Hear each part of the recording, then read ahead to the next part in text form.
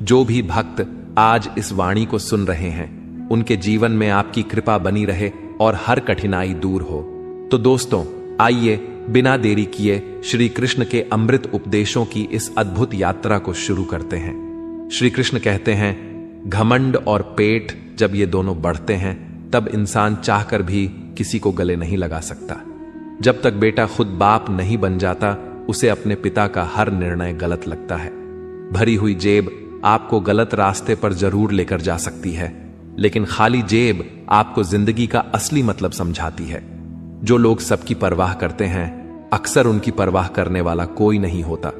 अगर कोई पूछे इस दुनिया में आपका अपना कौन है, तो कह देना समय, क्योंकि अगर समय सही है तो सब अपने, वरना कोई नहीं।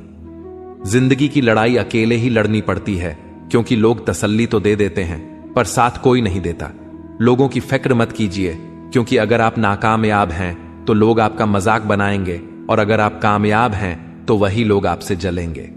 शिक्षा कहीं से भी प्राप्त कर सकते हैं, लेकिन संस्कार हमेशा घर से ही मिलता है। पैसा एक ही भाषा बोलता है, अगर तुमने आज मुझे बचा लिया तो कल मैं तुम्हें बचा लूंगा। पैसा फिर कहता है, भले मैं ऊपर साथ नहीं जाऊंगा, पर जब मैं नीचे हूं तुझे ऊपर लेकर जाऊंगा। माता पिता का हाथ पकड़कर रखिए, लोगों के पांव पकड़ने की जरूरत ही नहीं पड़ेगी।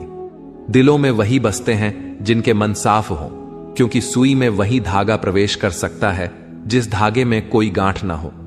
बात किसी की अच्छाई की हो तो सब खामोश रहते हैं, लेकिन चर्चा अगर किसी की बुराई की हो तो गूंगे भी बोल उठते हैं। अगर कोई शख्स जिस पर आप सबसे ज्यादा भरोसा करते हो वह आपको धोखा दे दे या आपकी मदद के समय पलट जाए, तो यह मत सोचिएगा कि वह इंसान बदल गया।